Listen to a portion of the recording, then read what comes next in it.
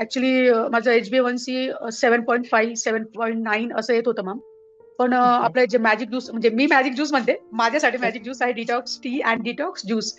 So कोळ्याचा juice specially, तर तो माझ्यासाठी खरंच खूप वरदान ठरला आहे.